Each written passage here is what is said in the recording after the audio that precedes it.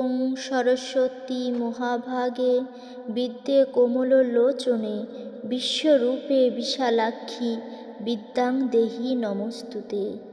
হিন্দু শাস্ত্র মতে সরস্বতী আমাদের বিদ্যার দেবী।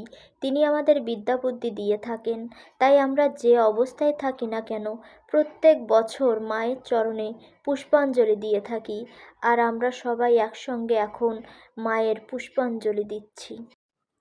সো বন্ধুরা, আপনারা কে কোথায় কিভাবে পূজা কাটালেন কমেন্টে একটু জানিয়ে দিবেন। ভাবছিলাম আমরা দুজনে মিলে একসঙ্গে সেজেগুজে পূজা দেখতে বেরোবো, বাট তার হলো না। যেহেতু আমার পরীক্ষা চলছে আর পরিস্থিতিও আমার অনুকূলে না, সব বছর সবার সমান যায় না, তো পরিস্থিতির কারণে এরকম হয়েছে। যাই হোক, কী আর করার, সব কিছু মেনে নিতে হবে।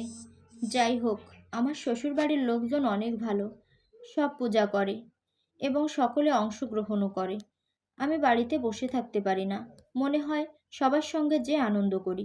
আর আজ তেমনটাই করলাম। আমার মা আর আমি একসঙ্গে অঞ্জলি দিলাম। আমার বরবাবুকে বললাম অঞ্জলি দিতে, কিন্তু সে তো স্নান না করেই চলে এসেছে। ভাবছিলাম আজ ব্লগ ভিডিও করা হবে না, কিন্তু বরবাবু দূর থেকে ভিডিও করছিল, তাই আপনাদের সামনে শেয়ার করতে পারলাম। আমাদের সরস্বতী প্রতিমাটা অনেক সুন্দর হয়েছে। আপনারা দেখেন, স্বয়ং মা যেন তাকিয়ে আছে আমাদের দিকে। পূজার সময়টা আসলে মনে অনেক আনন্দ হয়, কারণ প্রত্যেক পূজাতে আমরা হালকা পাতলা কিছু কেনাকাটা করি। এবার পরিস্থিতির কারণে কোনো কিছুই হলো না। আমি চাই মা সরস্বতী সবাইকে বিদ্যা বুদ্ধি দান করুক আর সকলের শুভ বুদ্ধির উদয় ঘটাক, সবার মনের আশা পূর্ণ করুক। মা সরস্বতীর সঙ্গে আমার অনেকটা মিল রয়েছে। মা যেমন সাদা রং পছন্দ করে, আমিও সাদা রং খুব পছন্দ করি। তিনি যেমন রাজহাঁস পছন্দ করেন, আমিও তেমন রাজহাঁস পালন করতে পছন্দ করি। মা সরস্বতীর যেমন বীণা পছন্দ, আমারও বীণা বাজিয়ে গান করার খুব ইচ্ছা। আমার তো বীণা নাই, তাই হারমোনিয়াম বাজিয়েই গান করি। যাই হোক বন্ধুরা, আপনাদের সঙ্গে অনেক কথা বললাম, অনেক কিছু শেয়ার করলাম।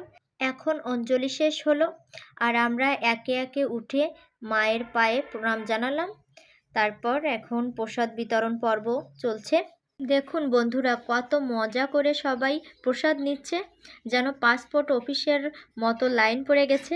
এগুলো দেখতেও যেমনটা ভালো লাগে, ঠিক তেমনই অংশগ্রহণ করতে একই রকম লাগে। যাই হোক, সবাই মিলে খুব আনন্দ করলাম, খুব সুন্দর একটা সময় কাটালাম সবাই মিলে, ভুলতে পারবো না। আর সামনের বছরের অপেক্ষায় রইলাম, কখন আবার সরস্বতী পূজা পাবো সামনের বছর। তো বন্ধুরা, ভিডিওটি কেমন লাগলো অবশ্যই জানিয়ে দিবেন কমেন্টে।